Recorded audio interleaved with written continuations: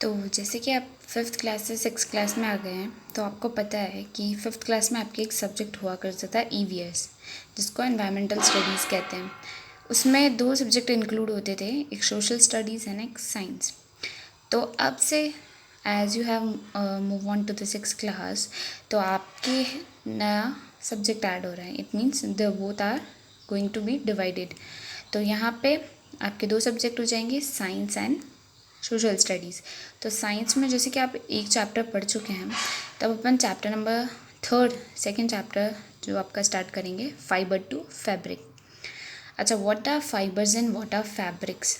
वैसे general daily life में आप लोग सुनते होंगे कि ये इस तरीके का फैब्रिक है, ये सिल्क फैब्रिक है, या ये वो है, कॉटन है, सिंथेटिक है, ये सब आप वर्ड सुनते होंगे, आपके घर में भी यूज़ होते होंगे।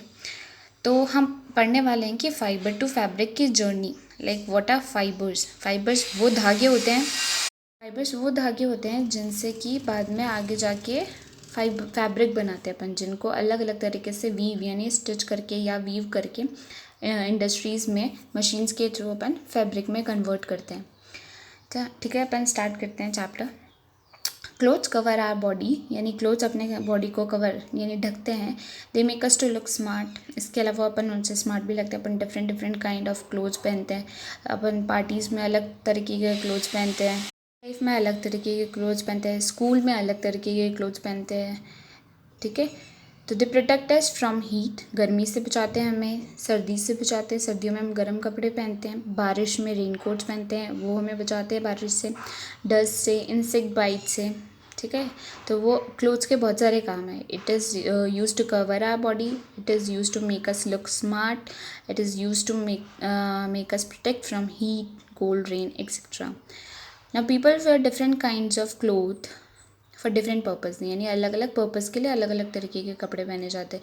एक शादी में हम अलग तरीके के पहनेंगे, नाइट ड्रेस हम नाइट में अलग तरीके के पहनेंगे, डेली लाइफ में कहीं बाहर जा रहे तो अलग पहनेंगे, स्कूल में अलग पहनेंगे।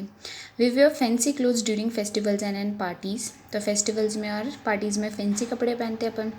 We wear loose and comfortable clothes while sleeping, तो स्लिपिंग यानी सोते वक्त अपन लूज़ या कंफर्टेबल पजामा हुआ वो सब पहनते हैं। यूनिफॉर्म टू स्कूल, स्कूल में अपन यूनिफॉर्म पहनते हैं, अपनी एक ड्रेस होती है। And simple comfortable clothes while playing, और खेलते वक्त अपन स्पोर्ट्स ड्रेस भी पहन लेते हैं या कुछ नॉर्मल लूज़ कपड़े भी पहन लेते हैं। Clothes are worn according to this seasons, पता है अपन को, अपन ये तो डेली लाइफ में दिखते ही हैं, बारिश में अलग तरीके के, सर्दी में अलग, गर्मी में अलग।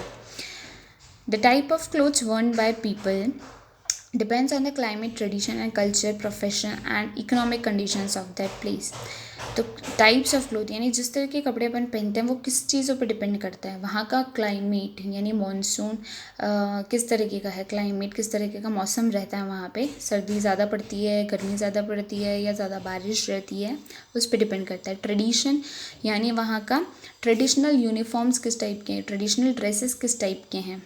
ठीक है, एक पर्टिकुलर जैसे अपन स्टेट की बात करें तो जैसे यहाँ दिखा रखा है बंगाली कपिल है, तो बंगाल में इस तरह का ट्रेडिशन ड्रेस चलता है। ट्रेडिशनल यानी कि वहाँ की एक तरह की फिक्स्ड ट्रेडिशन होती है, फिक्स्ड ड्रेस होती है जो कि ज़्यादातर लोग पहनते हैं। तो जैसे अपने राजस्थान का अलग है, ठीक है, वैसे यहाँ दिखा रखा है केरला में, तो केरला में इस तरह के ड्रेस पहने जाते हैं। तो ये वहाँ का ट्रेडिशन है।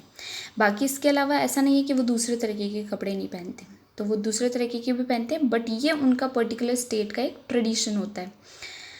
एंड कल्चर वहाँ की संस्कृति कैसी है उस पर भी डिपेंड करता है कि किस तरह के कपड़े पहनते हैं। प्रोफेशन, लाइक वहाँ पे किस तरह के जॉब करने वाले, प्रोफेशन किसे कहते हैं, अपना जॉब क्या होता है। लाइक मैं स्कूल में जा रही हूँ तो मैं स्कूल के अकॉर्डिंग कपड़े पहनूँगी। मैं किसी कंपनी में जॉब करती हूँ तो मैं उस तरह की फॉर्मल ड्रेसेस पहनूँगी, या मैं कहीं एयरपोर्ट पे काम करती हूँ तो मैं उस तरह की ड्रेस पहनूँगी। तो अलग अलग जगह पे, अलग अलग प्रोफेशन पर डिपेंड करता है कि हम किस तरह के कपड़े पहनते हैं। एंड इकोनॉमिक कंडीशन, लाइक मेरी इकोनॉमिक कंडीशन में यानी मेरे पास पैसे कितने हैं। लाइक मेरे पास 1000 रुपये तो मैं 1000 रुपये की ड्रेस पहन सकती हूँ, किसी के पास 500 रुपये ही हैं तो वो 500 रुपये में आने वाली ड्रेस पहनेगा। तो इकोनॉमिक कंडीशन यानी अपने इकोनॉमिक पैसों पे, अपनी इकोनॉमी पे भी डिपेंड करता है कि अपन किस तरह के कपड़े पहनते हैं। Cloth should be clean and well iron, आप कहीं पे भी जाओ, कैसे भी कपड़े पहनो, बट वो कैसे होने चाहिए, साफ़ सुथरे या और वेल आयरन, यानी प्रॉपरली आयरन। लाइक आप स्कूल में भी आते हो तो आप यूनिफॉर्म को प्रॉपरली आयरन करके ही आओ। We should not wear from torn clothes, torn यानी फटे हुए कपड़े जिनमें होल्स हो जाते हैं या वो कहीं से फट जाते हैं, सिलाई खुल जाती है, वो कपड़े हमें कभी नहीं पहनने चाहिए। And cloth should never be too tight, बहुत ज़्यादा टाइट नहीं पहनने चाहिए कपड़े। क्यों? क्योंकि अपनी स्किन को एक सांस लेने के लिए, अपने स्किन पे जो सेल्स होते हैं उनका सांस लेने के लिए, इनमें ऑक्सीजन का एक्सचेंज होने के लिए उनको थोड़ा स्पेस चाहिए होता है, इसलिए बहुत ज़्यादा टाइट कपड़े कभी भी नहीं पहनने चाहिए। स्टोरी ऑफ क्लोथिंग, इस टॉपिक में क्या पढ़ेंगे अपन, लाइक क्लोथिंग की स्टोरी, यानी जो कपड़े बनना स्टार्ट हुए इनकी स्टोरी क्या रही। क्योंकि आज के ज़माने में बहुत ज़्यादा चेंजेस आ गए हैं। पहले इस तरह के कपड़े नहीं हुआ करते थे, उससे पहले इस और भी कैसे अलग अलग कपड़े हुआ करते थे। तो अपन पूरी स्टोरी पढ़ेंगे, जर्नी यानी स्टार्टिंग से लेके आज तक किस तरह चेंजेस आए इसमें। तो early humans did not know how to make clothes, यानी पहले के बहुत ज़्यादा पहले के लोगों को ये नहीं पता था कि कपड़े कैसे बनाते हैं। तो उस दौरान वो क्या करते थे, अपनी बॉडी को कवर करने के लिए या हीट से बचाने के लिए, सर्दी से बचाने के लिए, तो they use to use skin और fur of animals and barks of trees to cover their body. तो वो क्या करते थे, जो जानवरों के फर निकलते थे, उनकी स्किन पे से जो उनके हेयर्स निकलते थे उनको, और पेड़ की छालों को, या बार्क्स का मीनिंग क्या है, छाल। तो आप देख भी सकते हो यहाँ लिखा हुआ है, और आपको एज इट इज़ सेम चीज़ें नोट डाउन भी करनी है, यानी ये मीनिंग्स आपको अपनी बुक में लिखने हैं। तो वो इन सब चीज़ों को क्या है, कवर, अपनी बॉडी को कवर करने के लिए इस्तेमाल करते थे। When they begin to settle down at a place and started agriculture, उसके बाद धीरे धीरे क्या हुआ, एग्रीकल्चरल खेती होना स्टार्ट हुई धीरे धीरे। तो they learn to weave twigs, तो उन्होंने उसके बाद क्या सीखा कि ट्विग्स किसको कहते हैं, थिन ब्रांचेस ऑफ ट्री, ठीक है, पतली पतली ब्रांच ले लेते हैं वो एकदम, फिर उन और ग्रासेस, उनको वो क्या करते थे, मैट्स एंड बास्केट्स में, यानी उन थिन ब्रांचेस को सिलते थे, और ग्रासेस को इनटू किस में, मैट्स एंड बास्केट्स, ठीक है। मैट किसे कहते हैं, जैसे अपने पैर पहुंचने वाला हो गया, ठीक है वो। तो बास्केट और मैट्स वो लोग स्टिच कर लिया करते थे। उन्होंने सीखा कि किस तरह से वीविंग, यानी उन धागों को आपस में अपन सिलें कि वो ये बन के आ जाए। उसके बाद एनिमल फ्लीस, फ्लीस कहते हैं ऊन को। तो कुछ एनिमल्स के अपन को फ्लीस यानी ऊन मिलती है, कुछ के हेयर्स मिलते हैं, कुछ के बाल मिलते हैं। तो animal fleece and hair were twisted into long strands, यानी फिर उनको क्या कर दिया गया, इस तरह से ट्विस्ट करते थे कि वो लंबे लंबे धागे टाइप बन जाए।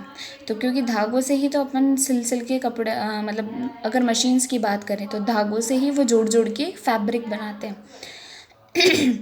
तो यहाँ पे इन्होंने क्या करा, जो एनिमल फ्लीस और हेयर्स थे,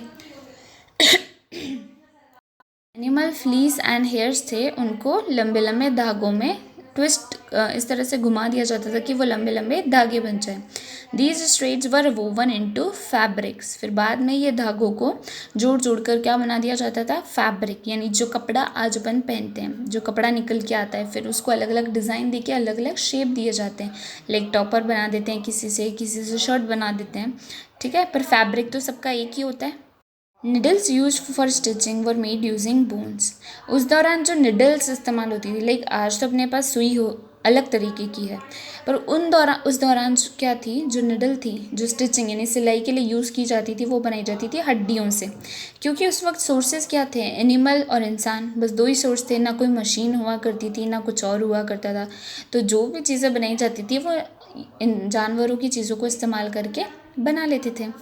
The early men learned the parts of some plants such as cotton and flax can be used to make fabric. फिर धीरे धीरे उन्होंने, मतलब स्टडी जैसे जैसे अपन ऑब्जर्व करते जाते हैं, तो उन्होंने पता लगाया कि कुछ प्लांट्स ऐसे होते हैं जिनको अगर अपन ले लें, यानी उनके कुछ हिस्से अगर अपन बात करें, वो अगर इस्तेमाल करके अपन क्या बना सकते हैं, फैब्रिक।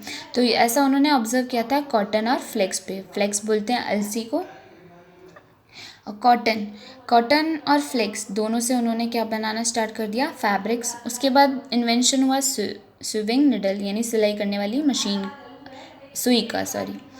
तो after the invention of sewing needle, यानी वो जो निडल इन्वेंट हुई, उसके बाद stitch clothes became popular in India in the 14th century.